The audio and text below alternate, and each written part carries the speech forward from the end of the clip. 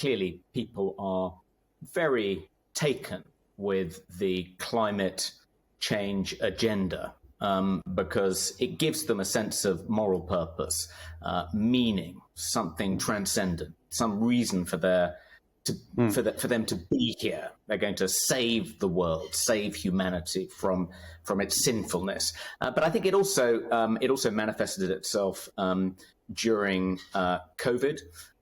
There was a very ritualized dimension to the whole pandemic era. The wearing of masks, the clapping for the NHS here.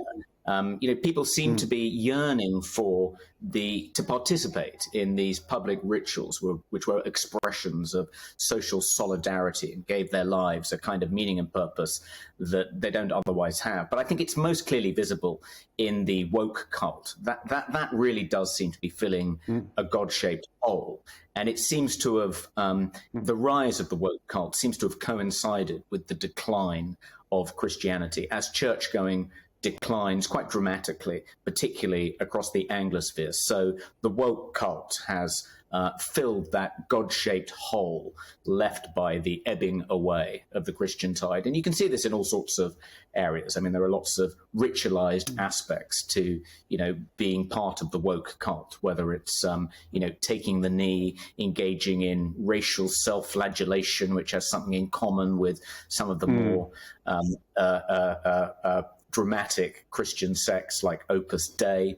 But the point I made in a recent interview with the Christian Institute is that wokery seems to have taken on many aspects of Christianity, but some of the worst aspects and left behind some of the better aspects. So one of the attractive things about Christianity is this distinction between the sin and the sinner. You can condemn the sin, but forgive the sinner.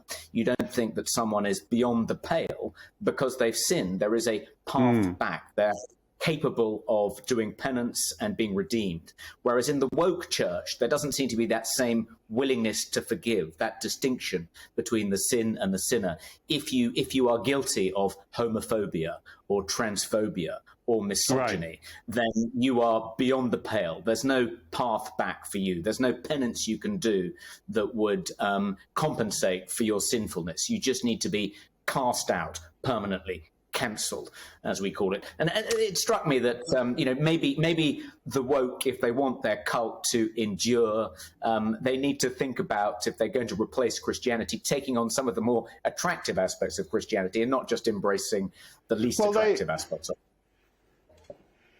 Well, no, it's the complete opposite, as you know from personal experience. When you yourself were subject to this cancel culture a couple of years back, it's not just that there's no possibility of redemption, it's that ancient sins that you would have already have been forgiven for are dredged up and are a permanent blot on you. In your case, I think they found something you'd said in 1987 or 1985 or whatever it was, and used it against you. And there's something actually cruel, isn't there, about a secular faith that has, as you put it, no path back?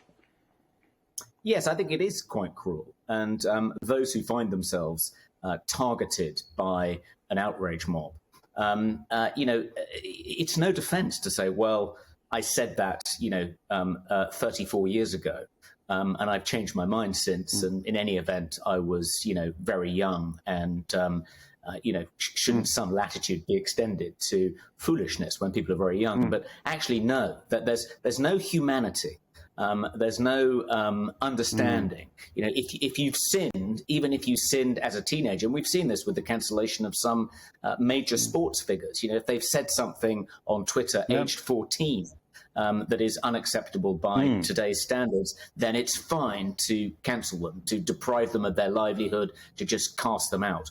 And that does seem very brutal and inhuman and reminiscent of other waves of kind of puritanical intolerance that have swept through different cultures, whether it was, the Soviet Union or China during the Cultural Revolution or America during the McCarthyite period. There seems to be a temptation. Humans are often kind of tempted into thinking in this very intolerant, cruel way about their fellow human beings. And, you need to resist that. And you see those kind of totalitarian, authoritarian, intolerant impulses in the woke cult. It's there in climate change. It was there in the kind of draconian way in which lockdown measures were enforced.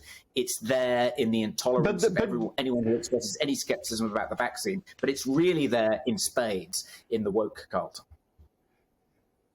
But just to go back to what you were saying about COVID, that you're right. People enjoyed those rituals of banging your saucepans for the NHS, even though the NHS isn't worth banging it. God is worth banging a saucepan for, rather more than the NHS, which is now the world's most lavishly funded Zoom call, and you can't actually see any doctors or nurses, and people have all died of it. Doesn't the fact that people, whether it's climate change, whether it's the COVID community aspect, whether it's wokery, doesn't all that suggest that in the end, as you say, people need a transcendent meaning to life?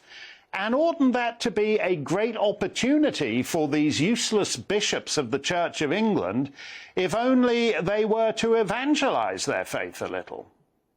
Yes, I mean, one argument against interpreting wokery as an alternative to organized religion and as filling that God-shaped hole is, well, if that's the case, why has the Church of England embraced wokery? Surely, the bishops in the Church of England, they don't have a God-shaped hole at the center of their existence. So why do they need to embrace the woke cult? But I think the explanation is twofold. First of all, I think in many cases they do have a God-shaped hole because they don't actually really believe in God. They've certainly rejected Orthodox Christianity long ago. And the second explanation, I think, is that they sort of feel this compulsion to try and make Anglicanism relevant. They're obsessed with making it relevant, filling the churches by somehow saying things that are going to resonate with people who might not otherwise go to church. And I think they see in the woke cult an opportunity